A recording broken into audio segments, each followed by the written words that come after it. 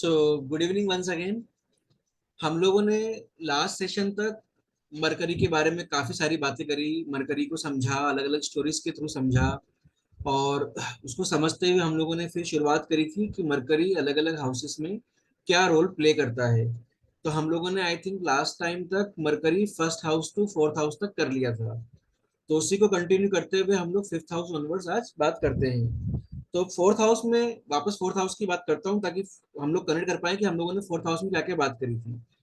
Fourth house is one of the best house for mercury अगर देखा जाए तो। क्यों? क्योंकि अगर हम फोर्थ हाउस की बात करते हैं, जस्ट फोर्थ हाउस की, तो फोर्थ हाउस क्या चीज रेफर करता है? फोर्थ हाउस रेफर करता है मदर को, इमूवेबल प्रॉपर्टीज को, एजुकेशन को, व्हीकल्स को, और जनरल हैप्पीनेस को, लाइफ में कंफर्ट को, और पीस ऑफ माइंड को। तो अगर ये हाउस अच्छा है तो ये सब चीजें लाइफ में पॉजिटिव हो जाती हैं। बट अगर ये हाउस अफ्लिक्टेड है, यानी इसमें किसी आपके आपका प्लेनेट जो है wrong planet like Rahu, Shani या केतु या मेलिफिक प्लेनेट की दृष्टि पड़ जाती है, अफ्लिक्टेड हो जाता है, तो अल्टीमेटली कहीं ना कहीं हमारी लाइफ की पीस ऑफ माइंड का जो शेप है वो बिगड़ जाता है। तो पीस ऑफ माइंड और में अच्छी खासी दिक्कत आ जाती है, या फिर कहीं ना कहीं हमारे मदर को भी दिक्कत आ जाती है अगर फोर्थ हाउस पे डिस्टर्बेंस आ जाता है तो।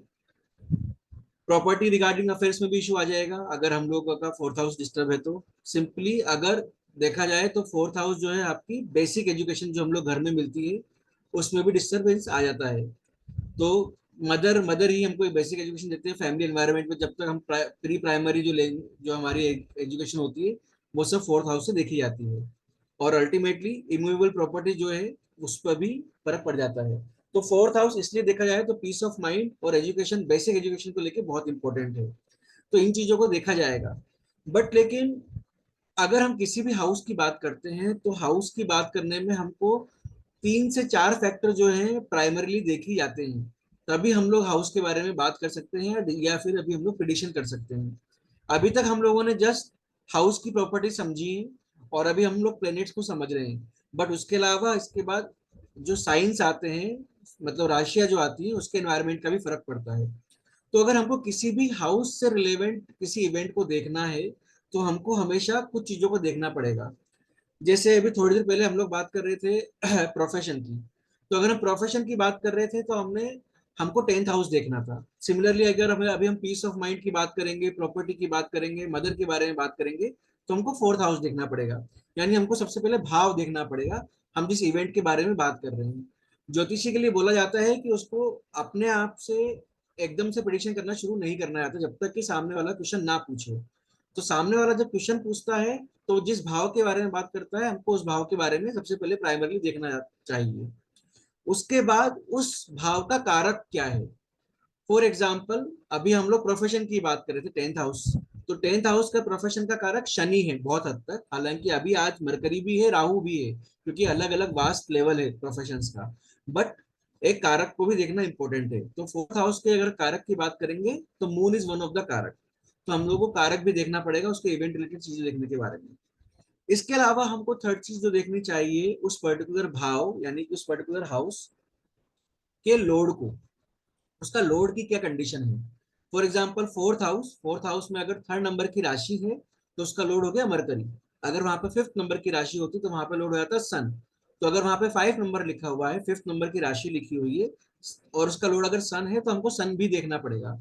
मतलब हमको भाव भी देखना है, हमको उसका कारक भी देखना है, और उस भाव का लोड यानी हाउस लोड जो है वो भी देखना है।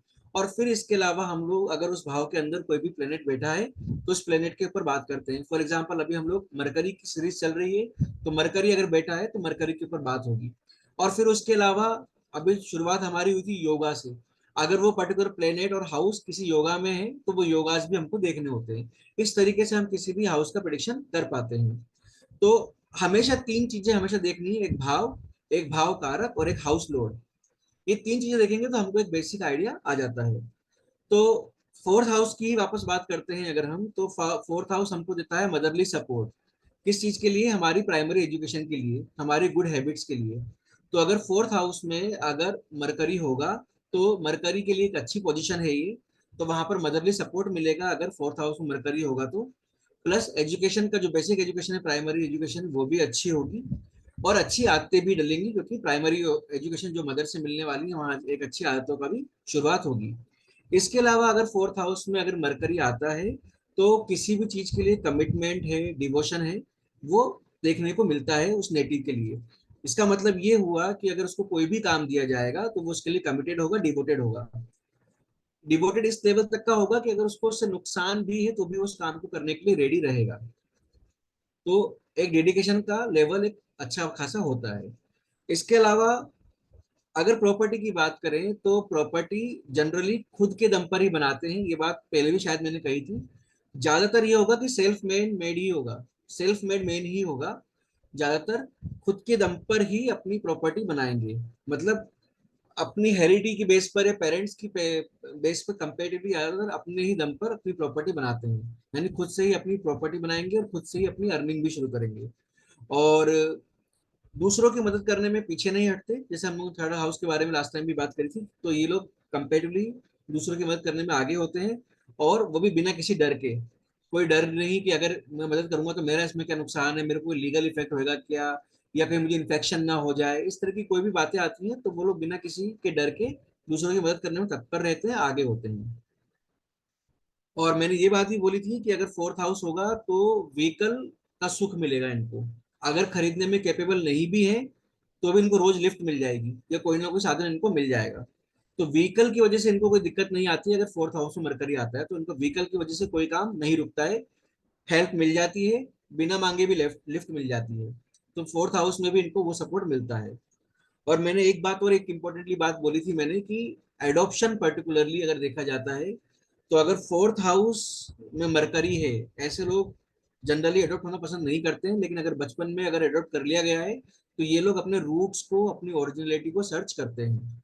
तो इस तरीके से जो है ये फोर्थ हाउस मरकरी के कुछ पॉइंट्स हैं। बट लेकिन ये जनरल पॉइंट्स है, वो जनरल पॉइंट्स जब जब मरकरी इंडिपेंडेंटली अकेला बैठा हुआ हो। बट एक पॉइंट वाली बात ये है कि मरकरी 99% चांसेस में सन के साथ में मिलता है। बहुत कम चांसेस में सन से अलग मिलेगा। अलग भी इन द सेंस कि आसपास वाले भाव में ही होगा। मुश्किल से 25 डिग्री के आसपास की रेंज में ही, सन के आसपास की रेंज में मरकरी होता है। तो इस पॉइंट से प्लस दूसरा देखा जाए तो मरकरी के पास में सन तो है ही है, वीनस भी आसपास ही होता है। ज्यादातर चार्ट्स में आपको अगर मरकरी दिख रहा है तो उसके आसपास के ही घर में आपको वीनस और सन देखने को मिल जाएंगे, या फिर ज्यादातर साथ में ही मिल जाते हैं वीनस, मरकरी और सन। इस पॉइंट की वजह से इंडिपेंडेंटली मरकरी को लेके प्रिडिक्शन करना थोड़ा सा टफ हो जाता है, क्योंकि आपको साथ में सन को भी देखना पड़ जाएगा, वीनस को भी देखना पड़ जाएगा, डिस्पोजिटर को भी यानी हाउस लोड को भी देखना पड़ जाएगा। तो इस वजह से दिक्कतें आ जाती है। लेकिन अगर मैं बात करता हूँ फोर्थ हाउस पर्टिकुलरली कब एक्टिवेट होगा, तब हमको कुछ अलग अलग प्लेनेट्स को देखना पड़ेगा। मतलब क्या क्या चीज देखनी पड़ेगी। फॉर एग्जाम्पल अगर फोर्थ हाउस एक्टिवेट हो रहा है, मतलब उसकी दशा या महादशा में मरकरी की महादशा आ रही है या अंतरदशा आ रही है और अगर मरकरी फोर्थ हाउस में बैठा है तो इसका मतलब फोर्थ हाउस आपका एक्टिवेट हो गया है। बट अगर हमको प्रिडिक्शन करना है तो हमको क्या क्या देखना पड़ेगा, उस फोर्थ हाउस का लोड क्या है। फॉर एग्जाम्पल जैसे मैंने कहा कि अगर 5 नंबर की राशि है तो सन कहाँ पर बैठा है, तो फोर्थ हाउस के लोड की पोजीशन। ठीक है, उस फोर्थ हाउस में अगर कोई प्लेनेट बैठे हैं, ठीक है, तो उनकी स्थिति, हमारे केस में मरकरी हो गया, उसकी स्थिति। प्लस अगर फोर्थ हाउस पे किसी प्लेनेट का एस्पेक्ट हो रहा है या मल्टीपल प्लेनेट्स का एस्पेक्ट हो रहा है तो उसका इफेक्ट एक अलग आएगा। ठीक है। इसके अलावा एक चीज और कि फोर्थ हाउस का जो लोड है उसके ऊपर किसका एस्पेक्ट पड़ रहा है। फॉर एग्जाम्पल अगर फोर्थ हाउस का लोड, मैंने अगर बात करी कि फोर्थ हाउस का लोड अगर सन है तो सन के ऊपर अगर किसी का एस्पेक्ट पड़ रहा है तो क्या होगा। प्लस वो जो हाउस लोड है, फोर्थ हाउस का जो लोड है वो अगर किसी के साथ एसोसिएटेड है, किसी के साथ बैठा हुआ है तो उसका एक इफेक्ट। प्लस जो कारक हाउस है, जैसे फोर्थ हाउस है तो फोर्थ हाउस का जो कारक हाउस है मून, उसकी पोजीशन क्या है। ये सब चीजें देखनी पड़ेंगी और उसको समझकर ही हम लोग प्रिडिक्शन कर पाएंगे फोर्थ हाउस को लेके। तो इसलिए इंडिपेंडेंटली प्रिडिक्शन करना शुरुआत लेवल पे बहुत गलत भी है, करना भी नहीं चाहिए, क्योंकि हम लोग अगर अधूरा ज्ञान बांटते हैं या देते हैं तो उससे नुकसान हो सकता है। और चीजें बहुत सारी हैं कंसीडर करने के लिए, तो हमको सब चीजों को कंसीडर करना चाहिए अगर डिटेल में प्रिडिक्शन करना है तो। तो अगर दशा देखनी है हमको, दशा देखने के बाद गुणसूत्र दशा देखी, मरकरी की दशा आ रही है, अगर फोर्थ हाउस लोड है या फोर्थ हाउस में बैठा हुआ है, तो कहीं ना कहीं फोर्थ हाउस हुआ एक्टिवेट। और फोर्थ हाउस अगर एक्टिवेट हुआ तो हाउस हाउस लोड, उसके अंदर कौन से प्लेनेट्स बैठे हुए हैं, हाउस लोड के साथ में कौन बैठा हुआ है, हाउस लोड के ऊपर किसका एस्पेक्ट है, भाव कारक कौन है उसके ऊपर किसका एस्पेक्ट है, ये सब बातें ही हमको देखनी चाहिए। तो इस तरीके से ही हम लोग अलग अलग हाउस के बारे में समझ पाएंगे अगर हमको डिटेल में जाना होगा तो।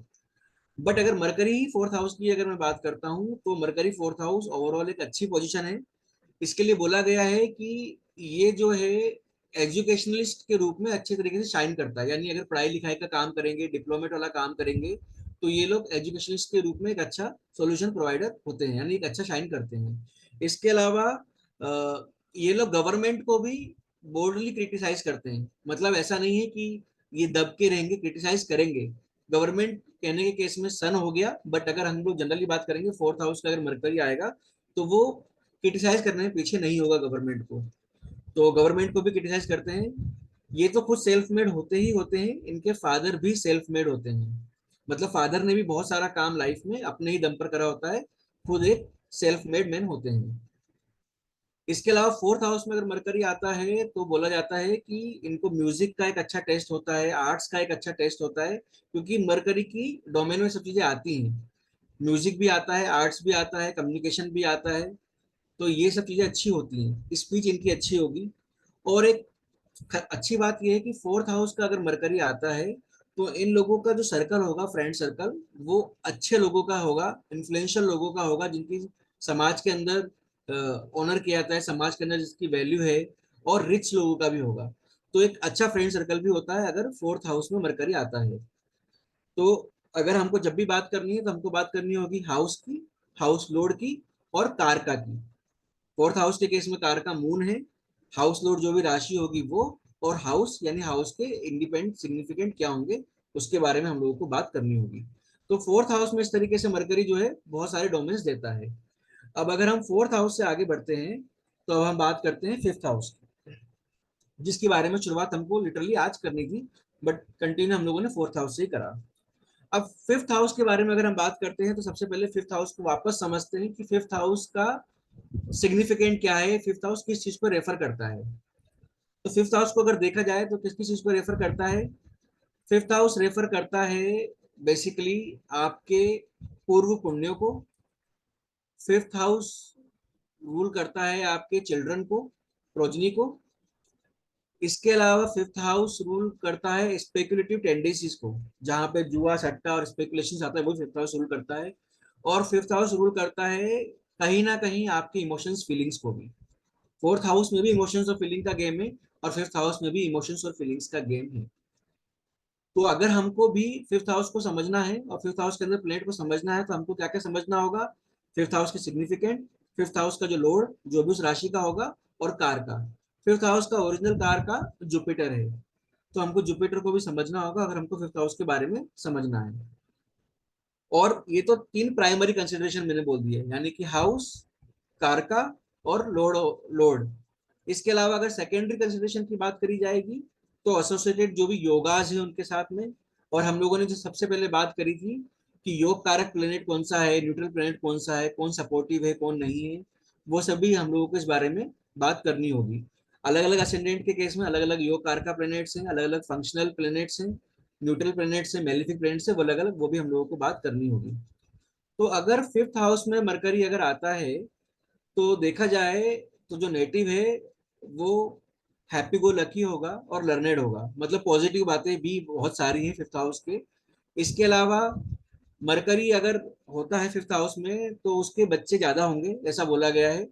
बच्चों के केस में अलग अलग बुक्स में अलग अलग बातें बोली गई हैं कि फर्स्ट बच्चा जो है, अगर आपके फर्स्ट भाव आयु में आ जाता है, यानी कि 30 के पहले अगर आ जाता है, तो अगर वो लड़की है तो बेटर है, लड़का है तो बेटर नहीं है, ऐसा भी लिखा हुआ है बुक्स के अंदर। और अगर लड़का होता है तो दुख होता है बाद में, फिर लड़का दूर हो जाता है या डेथ तक भी हो जाती है। तो अगर फर्स्ट फर्स्ट हाउस में फिफ्थ हाउस में अगर मरकरी है और फर्स्ट चाइल्ड अगर लड़की होती है, दैट इज गुड। अगर लाइफ की फर्स्ट क्वार्टर में हो जाए तो 30 की एज के पहले पहले अगर हो जाता है तो। और इसके अलावा अगर फिफ्थ हाउस में अगर मरकरी है, तो जो पर्सन होता है वो एक अच्छा एडवाइजर का रोल प्ले करता है। तो फिफ्थ हाउस मरकरी एक अच्छा एडवाइजर का रोल प्ले करेगा। इसके अलावा वो क्योंकि मंत्र का हाउस है ये, तो ऐसे नेटिव जिनका फिफ्थ हाउस में मरकरी है वो इंटेलिजेंट होते हैं मंत्राज में, और इवन जो काला ब्लैक मैजिक टाइप जो शिक्षाएं होती है उनमें भी, इनमें भी लर्नेड होते हैं अगर इंटरेस्टेड होते हैं तो इनको मंत्रों की भी अच्छी खासी नॉलेज होती है। और एक चीज और बताई गई है कि सेक्सुअल प्लेजर में भी इंक्लाइनेशन थोड़ा ज्यादा होता है अगर फिफ्थ हाउस में मरकरी आता है तो ये एक जनरल बातें हैं जो बुक्स में कही गई है अगर फिफ्थ हाउस मरकरी होता है तो। बट अगर हम लोग प्रैक्टिकल वे में अगर हम समझें और जो मैंने एक्सपीरियंस से देखा है, तो ये जो फ्यूचर टेलिंग जो प्रैक्टिस है, यानी कि एस्ट्रोलॉजी हो गई, पामिस्ट्री हो गई, और टेरो कार्ड रीडिंग हो गई, इवन जो भी फ्यूचर टेलिंग प्रैक्टिसेस हैं ये बाय डिफॉल्ट मरकरी के ही डोमेन में आती है।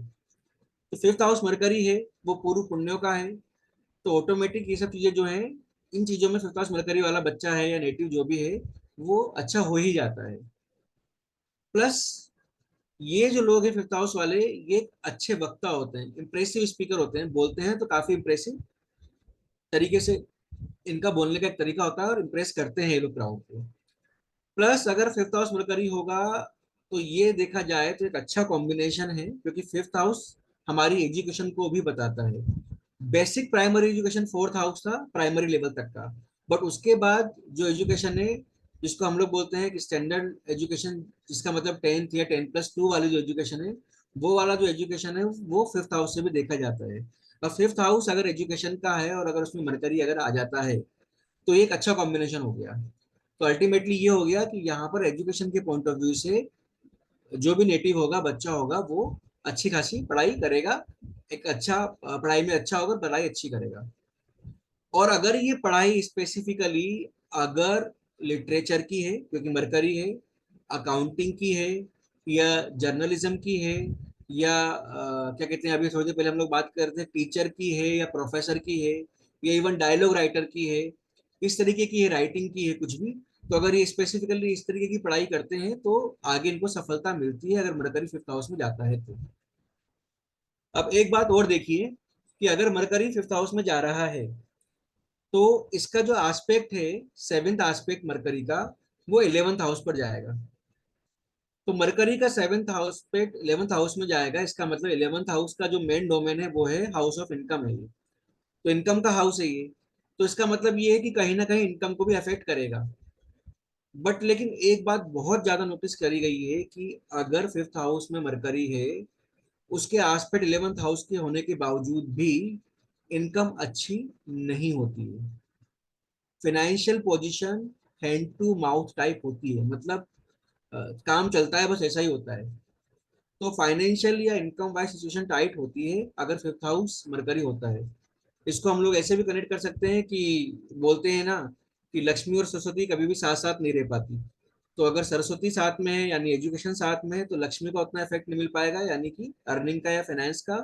और अगर लक्ष्मी साथ में है तो शायद एजुकेशन का फर्क नहीं पड़ पाए। तो अल्टीमेटली मैंने जो देखा है ऑब्जर्वेशंस में वो ये देखा है कि एजुकेशन के पॉइंट ऑफ व्यू से बहुत अच्छी लाइफ है, रेस्पेक्टेड है, लिटरेट है, सब बातें अच्छी है।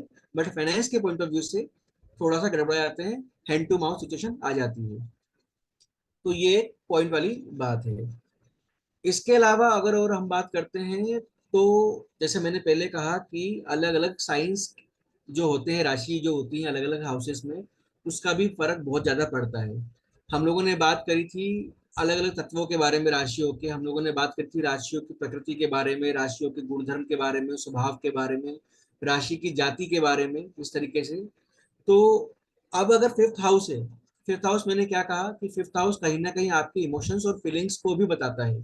तो अगर फिफ्थ हाउस इमोशंस और फीलिंग्स को बताता है तो यहाँ पर क्या माहौल रहने वाला है, यानी कि माहौल यानी एनवायरनमेंट, मतलब यहाँ पर जिस राशि का एनवायरनमेंट होगा उस राशि के एनवायरनमेंट की वजह से कहीं ना कहीं फीलिंग्स पर, भावनाओं पर, या फिर आपके इमोशंस पर फर्क पड़ेगा। तो अगर फायरी राशि है, यानी कि एरिस, लियो, सेजिटेरियस, 1, 5, 9 नंबर वाली, तो एक अलग तरीका होगा बिहेवियर का। अगर अर्धी राशि है, यानी कि 2, 6, 10, टोरस, वर्गो और कैप्रिकॉर्न, तो एक अलग बिहेवियर होगा। अगर एरी राशि है मतलब 3 7 11, मतलब जेमिनाई, लिब्रा या एक्वारियस, तो एक अलग बिहेवियर होगा। और अगर वॉटरी साइन है 4 8 12 का, तो एक बहुत ही अलग लेवल का बिहेवियर हो जाता है। तो उस हिसाब से देखा जाए तो ये राशियों का माहौल भी इनके बिहेवियर को, इनके इमोशंस को फर्क कर देता है। मरकरी अगर है, मरकरी फिफ्थ हाउस में है, बट अगर साथ में राहु आ गया तो इमोशंस जो है फ्लिक हो जाते हैं, कहीं पर एकदम एक्सपांशन हो जाता है। ये केतु आ गया तो डिटेचमेंट हो जाता है। इस तरीके से हाउस में अगर प्लेनेट का भी है तो उसका भी इफेक्ट पड़ेगा इमोशंस के ऊपर, और प्लस जो ओरिजिनल माहौल है यानी राशि है उसका भी फर्क पड़ेगा ही पड़ेगा। तो इस तरीके से फिफ्थ हाउस जो है वो देखा जाए तो ओवरऑल अच्छा है, बट थोड़ा सा फाइनेंशियल पॉइंट ऑफ व्यू से कहीं ना कहीं मात खा जाता है। तो फोर्थ हाउस और फिफ्थ हाउस हुआ। अब अगर हम बात करते हैं सिक्स हाउस की, तो सिक्स हाउस के बारे में ही शुरुआत हुई थी आज के सेशन की। टेंसी मैम का भी सिक्स हाउस में मरकरी, इतना मुझे ध्यान आ रहा है। तो सिक्स हाउस जो है, अगर हम इसके डोमेन की बात करते हैं सबसे पहले तो डोमेन क्या है इसका, बहुत बेसिक लाइन में बोलते हैं हम लोग, ऋण, रोग और शत्रु। तो यानी ये सिक्स हाउस कहीं ना कहीं डेब्ट्स का रीजन है, एनिमीज का रीजन है और डिजीज का रीजन है। इसके अलावा एक्सीडेंट्स, मेंटल अफ्लिक्शन और हमारे मदर के भाई यानी हमारे मामा, मैटरनल अंकल, इनका भी भाव है। तो इनके मिसफॉर्चून्स का भी भाव है। तो देखा जाए तो ये लाइफ में डिजीज, एनिमीज और मेंटल अफ्लिक्शन मेजोरिटी में ये रोल प्ले करता है।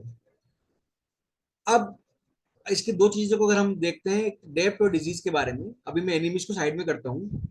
तो डेप्थ और डिजीज अगर है तो सिक्स हाउस में डेप्थ और डिजीज अगर हमको देखने और किसी के बारे में प्रेडिक्शन करना है, तो ऐसा हो सकता है कि लाइफ में वो जो बंदा है वो डेप्थ फ्री हो लेकिन डिजीज फ्री ना हो, या फिर इसका उल्टा कि वो परफेक्टली हेल्दी हो बट उसके पास ह्यूज डेप्ट्स हो। तो ऐसा नहीं है कि अगर हम डेप्ट्स को पॉजिटिव बोलेंगे तो डिजीज भी पॉजिटिव हो जाएगी। कहने का मतलब डेप्ट्स नहीं है तो डिजीज भी नहीं है, ऐसा कुछ जरूरी नहीं है। वो सारी बातें कहाँ से समझ में आएगी, कारक से समझ में आएंगी, हाउस लोड से समझ में आएगी, और प्लस उस हाउस जो है, हाउस का लोड जो है उससे समझ में आएंगी। तो अलग अलग चीजों के अलग अलग कारक हैं। डेप्ट्स के केस में सैटर्न कहीं ना कहीं रोल प्ले करता है, डिजीज के रोल में मरकरी इतना रोल प्ले नहीं करता है, बट डिजीज के रोल में राहु या केतु या मार्स ये डिजीज के रोल में अलग अलग रोल प्ले करते हैं। तो हमको अलग अलग कारक देख के भी डिजीज को, डेप्थ को समझना पड़ेगा। तो हमेशा हमको हाउस, हाउस लोड, कारक, और अगर उसके अंदर जो भी ऑक्यूपेंट्स बैठे हैं, अब जैसे मैडम के केस में 3 3 4 4 बैठे हुए हैं, तो ऑक्यूपेंट्स, उनके ऊपर एस्पेक्ट्स, और उन ऑक्यूपेंट्स का आपस में प्लेनेटरी रिलेशनशिप क्या है, वो फ्रेंडली है, एनिमी है, जो भी है वो सब हमको देखना पड़ेगा। अब अगर सिक्स हाउस मरकरी की ही बात करते हैं जनरली, तो सिक्स हाउस मैंने क्या कहा, एनिमी, डिजीज और डेथ। तो एनिमी वाले पॉइंट ऑफ व्यू से देखा जाए तो मरकरी कहीं ना कहीं सिक्स हाउस में अगर होता है तो थोड़ा बहुत झगड़ालू प्रवृत्ति देता है, क्वारसम प्रवृत्ति देता है। बट इन लोगों की रेस्पेक्ट फिर भी बहुत है, शो ऑफ करते हैं लेकिन रेस्पेक्टेड हैं, तो रेस्पेक्ट काफी अच्छी खासी है। और एजुकेशन जो है थोड़ी बहुत वो इंटरप्ट हो जाती है, एजुकेशन में इंटरप्शन है। फिफ्थ हाउस में जैसे फ्लो में एजुकेशन थी, फोर्थ हाउस में एजुकेशन अच्छी थी, बट सिक्स हाउस में आके अल्टीमेटली एजुकेशन में इंटरप्शन आ जाता है। और अगर सिक्स हाउस अफ्लिक्टेड है, मतलब वापस राहु, केतु, शनि, मार्स, इनकी अगर दृष्टियां पड़ रही हैं या यहाँ आसपास कहीं पर इस हाउस में है, तो कहीं ना कहीं मेंटल ट्रबल के भी मतलब चीजें देखने को मिल जाती हैं कि कहीं ना कहीं मेंटल ट्रबल होता है। मरकरी है साथ में अफ्लिक्टेड, तो नर्वस ब्रेकडाउन जैसी चीजें हैं वो देखने को हो सकती है, मतलब इन चीजों का खतरा जरूर रहता है। तो अगर मार्स और राहु रहेगा या सैटर्न और राहु रहेगा, तो आप बोल सकते हैं फ्लिकर माइंड, या पागलपन, या आधा पागल टाइप, एक तरीके से इंसेनिटी देखने को मिल जाती है अगर फोर्थ हाउस में मरकरी अफ्लिक्टेड है मार्स राहु से या फिर सैटर्न राहु के साथ में। तो कहीं ना कहीं थोड़ा बहुत ओवर एक्साइटमेंट की वजह से थोड़ा बहुत इंसेनिटी देखने को मिल जाती है। सिक्स हाउस सर्वेंट से भी देखा जाता है, सर्वेंट्स जो देखे जाएंगे आपके कर्मचारी, नौकरी, वो भी सिक्स हाउस से देखा जाता है। तो यहाँ पर सर्वेंट्स को लेकर भी इश्यूज आते हैं, तो थोड़ा सा ट्रेबल्स रहता है सर्वेंट्स को लेकर। हेल्थ का तो हाउस है ही। जब भी मेडिकल एस्ट्रोलॉजी की शुरुआत होती है तो सिक्स हाउस सबसे पहले देखा जाता ही जाता है, क्योंकि वो आपको डिजीज कहीं से कहीं बता रहा है। तो हेल्थ जो है वो कंपैरेटिवली अच्छी नहीं होती है, थोड़ा पुअर हेल्थ रहता है, हेल्थ डाउन ही रहती है। सिक्स हाउस मरकरी के लिए बोलते हैं कि थोड़ा सा लेजी भी है, और स्पीच वाइज थोड़ा सा हार्श होते हैं। लेकिन एक अच्छी बात यह है कि इनके जो शत्रु हैं वो इनसे डर के रहते हैं। शत्रु के लिए हमेशा खौफनाक है, शत्रु के लिए हमेशा टेरर है, तो शत्रु हमेशा डर के रहेंगे। एनिमीज जो है इनसे दूर ही रहते हैं, तो एनिमीज नहीं आते। तो ये एक ओवरऑल बुक्स के हिसाब से बातें हैं। बट अगर आप ध्यान से देखें, समझने के पॉइंट ऑफ व्यू से, तो मरकरी जो है ना इतना हार्मफुल होता नहीं है। नॉन हार्मिंग प्लेनेट है, इनोसेंट है और नॉन वायलेंट है। तो अगर ये हाउस में अगर मरकरी आ रहा है, तो ये किसी को अगर परेशान करना चाहते हैं मरकरी सिक्स हाउस वाले, तो ये नॉन हार्मिंग है, नॉन वायलेंट, तो ज्यादा से ज्यादा क्या कर सकते हैं ये, मतलब वर्बली करेंगे, या तो किसी को ब्लैकमेल कर देंगे। अगर परेशान करना है किसी को ब्लैकमेल कर सकते हैं, या फिर चीटिंग इन द सेंस कि आपने डुप्लीकेट पेपर बना लिए, फोर्ज पेपर बना लिए, वो रिप्लेसमेंट कर दिया, फोर्थ पेपर को साथ चेंज कर दिया। ऐसा चीजें देखने को मिलता है अगर मरकरी सिक्स हाउस में आता है। यानी ब्लैकमेल करना, या फोर्जरी वाला थोड़ा सा चीटिंग वाला काम करना, या फिर किसी को धमकी देना, क्योंकि वर्बली धमकी देने में पीछे नहीं हटेंगे। तो वर्बली धमकी देना, वर्बली मतलब राइटिंग में भी हो सकता है, मतलब मेरा मतलब कहने का इतना सा है कि फिजिकल वे में नहीं है, तो स्पोकन वे में या फिर राइटिंग के वे में ये लोग किसी को थ्रेट भी दे सकते हैं। तो ये जनरल है, बट देखा जाए तो मरकरी इनोसेंट और नॉन हार्मिंग प्लेनेट है। तो अगर ये सब बातें हैं एनिमी के पॉइंट ऑफ व्यू से, तो दूसरे जो है इनको, वो भी इससे ज्यादा इनको मतलब परेशान नहीं करेंगे। अगर सिक्स हाउस में मरकरी आ रहा है तो दूसरे लोग भी इनको इतना ही परेशान करेंगे कि वो भी ब्लैकमेल ही कर सकते हैं या धमकी दे सकते हैं, और ये भी इतना ही कर सकते हैं किसी को। तो ज्यादा रिस्क वाला पॉइंट नहीं है सिक्स हाउस में मरकरी अगर आता है। अब अगर हम बात करते हैं बीमारी के पॉइंट ऑफ व्यू से, तो मैंने कहा कि ये जो प्लेनेट है ये भी कोई मेजर बीमारियां नहीं देता है। अगर ये अफ्लिक्शन में आता है तो ही बीमारी वाला पॉइंट निकल के सामने आता है। जैसे मैंने कहा कि सेटर्न, मार्स और राहु अगर यहाँ से कहीं से अफ्लिक्शन आ रहा है तो कहीं ना कहीं पागलपन जैसी चीजें आ जाती हैं। तो अगर मून से भी अफ्लिक्शन आता है सिमिलरली, या फिर मून अफ्लिक्टेड है चार्ट के अंदर, तो कहीं ना कहीं पर इंटेलिजेंट या विजडम में या थिंकिंग में इनमें इफेक्ट आ जाता है। तो देखा जाए तो इतना प्रॉब्लम नहीं है, अनटिल और अनलेस हाउस अफेक्टेड नहीं हो, मून अफेक्टेड नहीं हो, तब तक कोई दिक्कत वाली बात नहीं है। तो मरकरी ओवरऑल देखा जाए तो सौम्य कैटेगरी में ही है। बट परेशानी कहाँ आती है कि अगर मरकरी तो सिक्स हाउस में है, लेकिन जो बाकी के हाउस है, यानी कि 6 8 12 की अगर मैं बात करूं, तो अगर एट्थ हाउस में या ट्वेल्थ हाउस से कहीं ना कहीं कोई कनेक्शन बन जाता है सिक्स हाउस मरकरी का, तो दिक्कत आनी शुरू हो जाती है। क्या क्या दिक्कत आ सकती है? एक दिक्कत देखने को मिलती है कि फिकल माइंड, जो मैंने बोला, फिकल माइंड वाला प्रॉब्लम है थोड़ा बहुत। दूसरा एक इनडिसाइसिवनेस, यानी आप डिसीजन नहीं ले पा रहे हो, डिसीजन लेने में दिक्कत आ रही है। और जो मेमोरी वाला जो सबसे इम्पोर्टेंट पार्ट है मरकरी का, वो मेमोरी जो है शार्प नहीं होती है। इस तरीके की दिक्कत देखने को मिल जाती है। अगर मून वेनिंग है, या फिर किसी मेलिफिक के साथ में है, किसी क्रूअल प्लेनेट के साथ में अफ्लिक्टेड है, तो जैसा मैंने कहा कि इंसेन, आधा पागलपन, ऐसी चीजें देखने को मिलेंगी। तो ये एक बात है। इसके अलावा मरकरी मैंने कहा कि बहुत इनोसेंट नॉन हार्मिंग प्लेनेट है, तो इससे कोई डेथ को भी हम लोग जज नहीं कर सकते कि मरकरी की बेस पे हम डेथ को जज कर पाएंगे।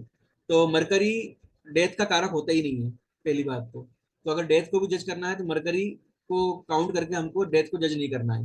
मैक्सिमम क्या दे देगा ये, मैक्स टू मैक्स अगर बीमारी के लेवल पे दे देगा जो डेथ के क्लोज होगी, वो दे सकता है ब्रेन हेमरेज। तो ब्रेन हेमरेज दे सकता है बट डेथ नहीं देगा। तो मरकरी की दिशा चल रही हो, सिक्स हाउस मरकरी हो, तो ये पक्की बात है कि डेथ तो नहीं होने वाली अगर बीमारी का लेवल वो वाला आ रहा है तो। Max to max brain haemorrhage, coma, coma में चल जाएगी बॉडी, इस तरीके की चीजें देखने को हो सकती हैं।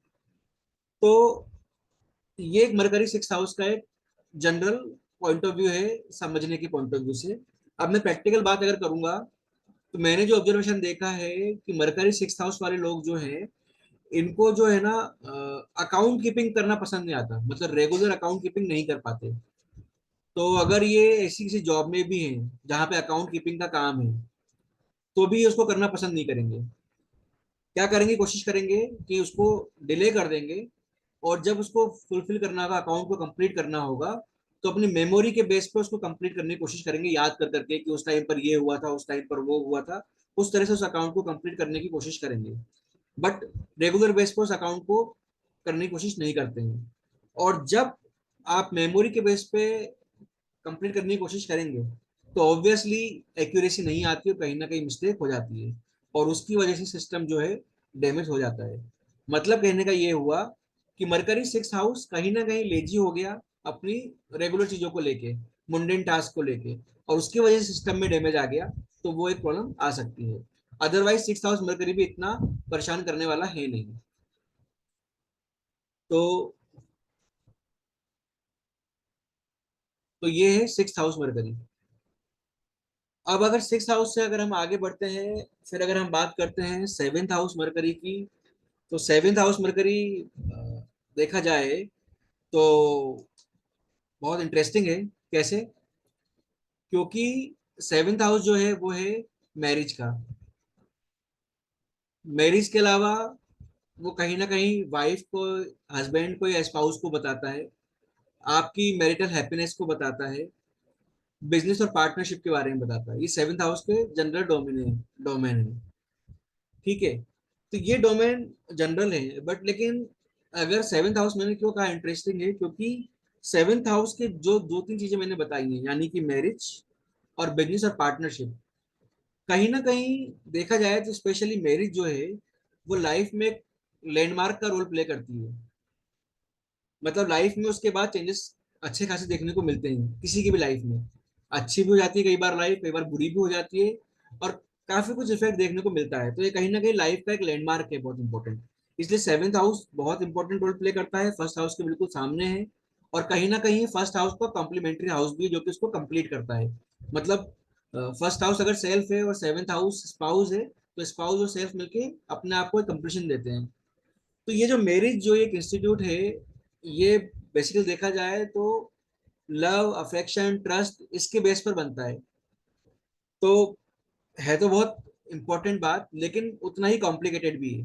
क्यों? क्योंकि इसके ऊपर इफेक्ट बहुत ज्यादा चीजों का होता है। और बहुत ज्यादा चीजें बोलने का मतलब, सपोर्टिव चीजें कम होती हैं, अपोजिट वे में हेट्रोजेनियस जो चीजें होती हैं उनका इफेक्ट ज्यादा देखने को मिलता है, सब्जेक्टिव फॉर्म में भी और ऑब्जेक्टिव फॉर्म में भी, फैमिली के फॉर्म में भी और हमारे एनवायरनमेंट के फॉर्म में भी। सिमिलरली पार्टनरशिप में भी, बिजनेस में भी सब चीज देखने को मिलती है। बट अगर देखा जाए तो ये जो हाउस है, इसको बोल सकते हैं ये वो हाउस है जिसकी वजह से फ्यूचर जनरेशन्स आगे की आती हैं। यानी इस हाउस को हम बोल सकते हैं कि फ्यूचर जनरेशन्स का मोल्ड है, सांचा है, जिसकी वजह से आगे की फ्यूचर जनरेशन आती हैं। तो इसीलिए इस हाउस को कंसिडर करना बहुत इंपॉर्टेंट है, और मरकरी की पॉइंट ऑफ व्यू से भी देखना भी बहुत इंपॉर्टेंट है। तो अगर हम बात करते हैं इस हाउस के मेन कंसिडरेशन की, तो ऑब्वियसली हमको हाउस का कारक देखना होगा, जो कि वीनस है, सेवेंथ हाउस का। बट मरकरी भी है, अगर पार्टनरशिप को देखना है तो मरकरी भी कहीं ना कहीं कारक है। और ओरिजिनल कारक जो है सेवेंथ हाउस का वो वीनस है। फिर जो भी राशि होगी उसका लोड, और हाउस की जो सिग्निफिकेंस है, वो सब हम लोग उसके बारे में हम लोगों ने बात करी होंगी। तो उन सब चीजों को हमको देखना होगा। अब सेवेंथ हाउस अगर मरकरी की बात करी जाए, तो सेवेंथ हाउस मरकरी जनरली अच्छा माना गया है, और अच्छा ही है। ये अगर सेवेंथ हाउस में मरकरी आ रहा है तो ये देता है बेसिकली एक अच्छी, एजुकेटेड, रिच स्पाउस। मतलब वाइफ होगी, अगर अगर लड़के के चार्ट में है तो वाइफ जो है अच्छी फैमिली से होगी, एजुकेटेड होगी और रिच होगी। और अगर एजुकेटेड नहीं भी है तो इंटेलिजेंट तो होगी।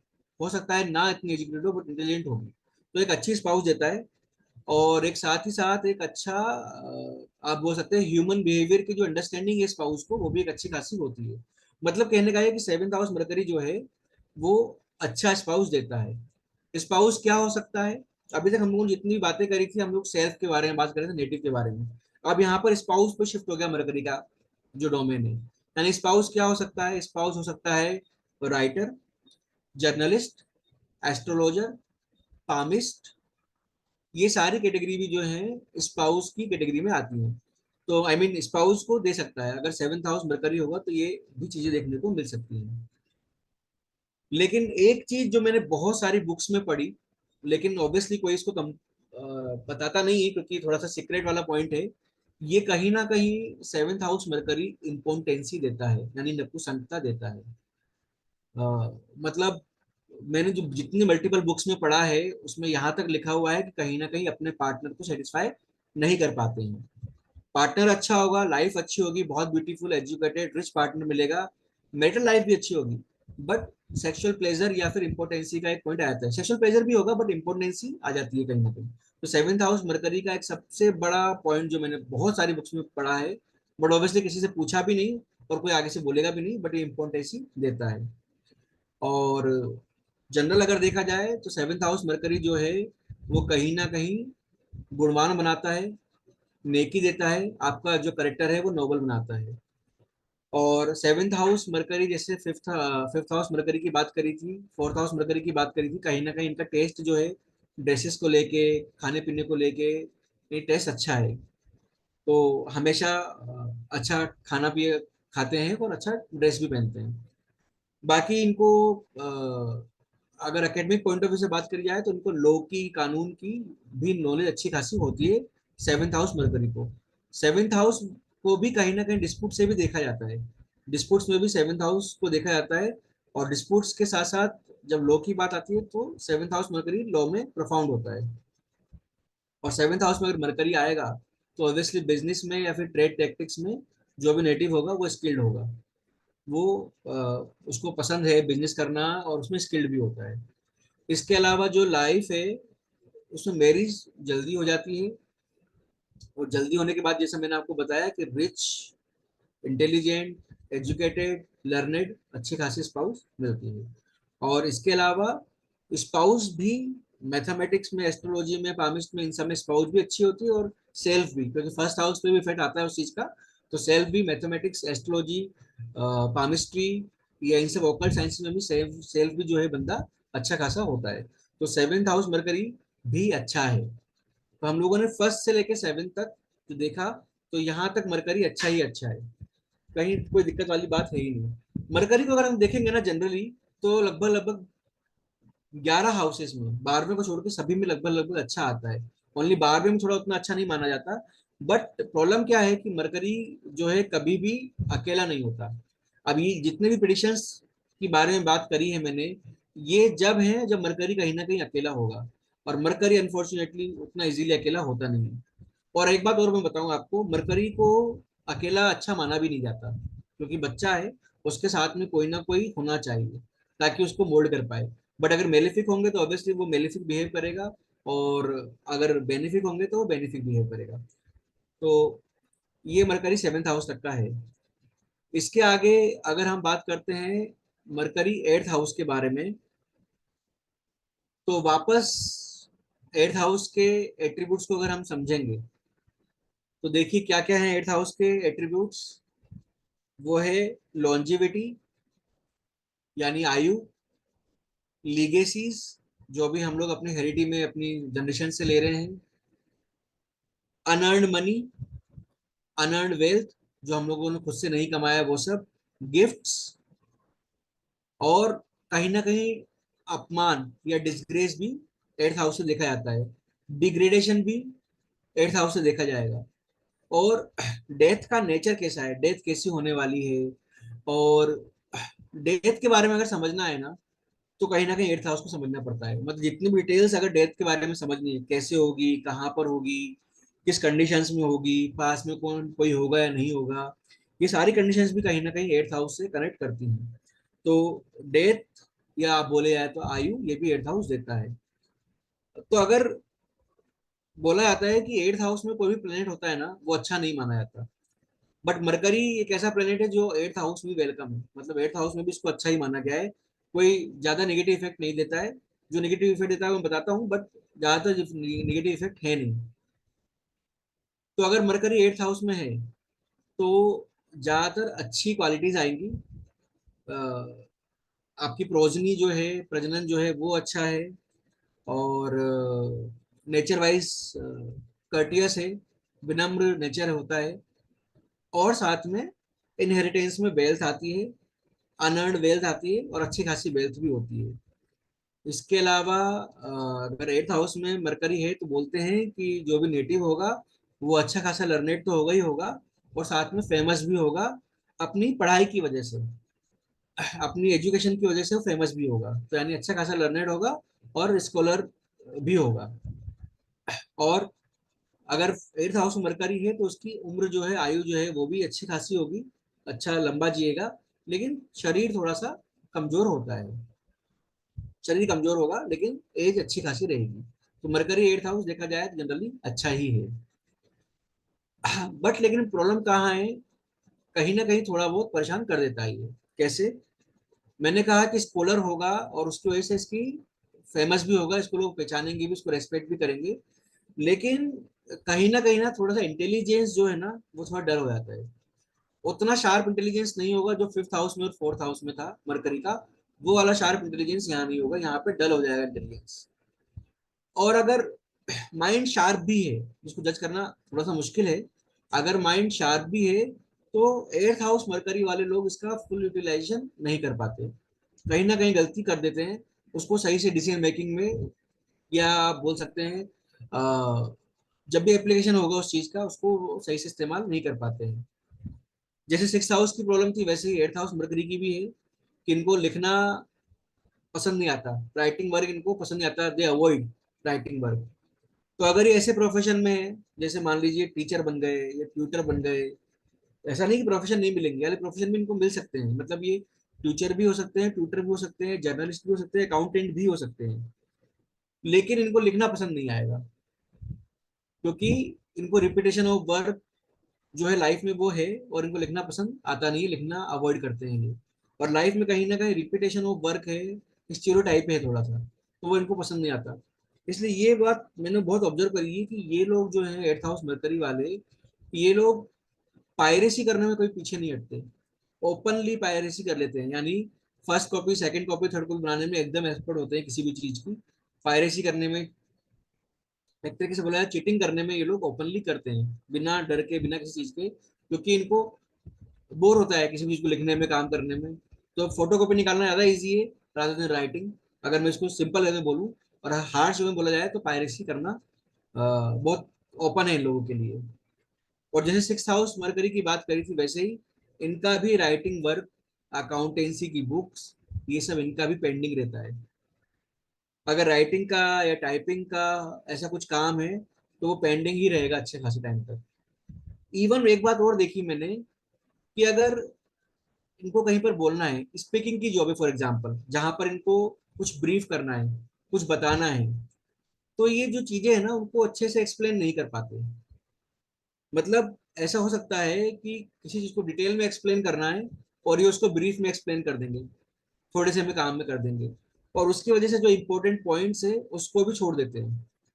तो मतलब जो काम इनको डिटेल में करना है वो कहीं ना कहीं नहीं कर पाते हैं, राइटिंग वाला काम जो है कहीं ना कहीं नहीं कर पाते हैं, पायरेसी ऐसी चीजें जो आती हैं वो आती है।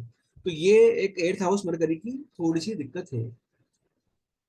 इसके अलावा एक बात और देखिए कि ये जो लोग हैं ये कहीं ना कहीं अपनी बात से पलट जाते हैं, जो बात बोली होगी पहले उस बात पे नहीं रहते हैं, पलट जाते हैं, अपने स्टेटमेंट चेंज कर देते हैं एकदम से, कि मैंने तो ऐसा बोला ही नहीं था, मैंने तो ऐसा कहा ही नहीं था, ये तो था ही नहीं। तो अपनी स्टेटमेंट से पलट जाना, अपनी बातों से पलट जाना, ये भी एक एट्थ हाउस मरकरी के डोमेन में कहीं ना कहीं है। जैसे सिक्स हाउस की मैंने बात बोली थी वैसे ही कहीं ना कहीं यहाँ पे भी एक बात और है, कि जेन्युइन पेपर को फर्जी पेपर से रिप्लेस कर देने वाला काम, यानी कि फोर्जरी वाला काम भी जो है एट्थ हाउस मरकरी करवा लेता है। तो ये सब जो है एट्थ हाउस मरकरी की प्रॉब्लम है। बट ओवरऑल अगर हम देखा जाए बाहर बाहर की दृष्टि से, ये बाहर से जज करने के पॉइंट ऑफ व्यू से, तो स्कॉलर हैं, अच्छे हैं, हर चीज से इनकी प्रशंसा है, और ओवरऑल जो है हाउस अच्छा है, बट इनका जो करेक्टर है इंटरेस्टिंग, वो थोड़ा सा ये परेशान कर देता है। अब अगर एक बात और देखिए कि अगर मरकरी सेकंड हाउस का लॉर्ड बना हुआ है और एट्थ हाउस में है, सेकंड हाउस का लॉर्ड अगर मरकरी है और एट्थ हाउस में है, तो यानी वो लॉर्ड हुआ या तो टॉरस असेंडेंट के केस में या फिर आपका हुआ लियो असेंडेंट के केस में। और अगर वो एट्थ हाउस में है सेकंड हाउस का लॉर्ड बन के, तो कहीं ना कहीं स्पीच में इश्यू देगा, यानी कि स्पीच में इशू कैसे देगा, स्टेमरिंग वाली प्रॉब्लम, मम्बलिंग वाली प्रॉब्लम, वो कहीं ना कहीं एट्थ हाउस मरकरी की आती है।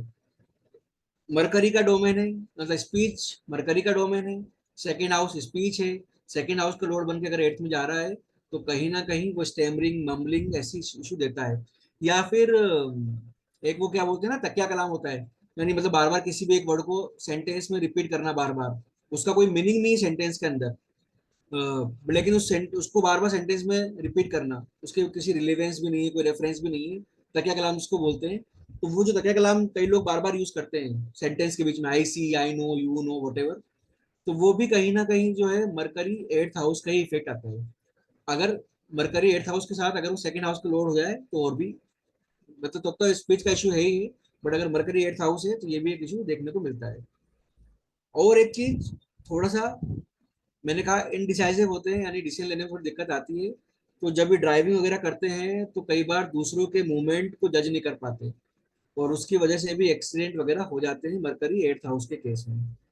तो मरकरी एट्थ हाउस ओवरऑल देखा जाए तो अच्छा है, बट जो निगेटिव पॉइंट्स है वो देखा जाए तो चीटिंग, फोर्जरी, पायरेसी, स्पीकिंग में या स्पीच में लेकर इश्यू, और कहीं ना कहीं राइटिंग वाले काम को लेके आलस होना, और कहीं ना कहीं डिसीजन मेकिंग में थोड़ा सा परेशान होना, और अपनी माइंड को या अपने आप बोलते हैं इंटेलिजेंस को फुली यूटिलाइज नहीं कर पाना, ये जो है मरकरी एट्थ हाउस की बातें हैं। तो अगर आप लोग ओके हैं तो हम लोग यहाँ फिनिश करें, या फिर पूरे 12 के 12 खत्म कर दें।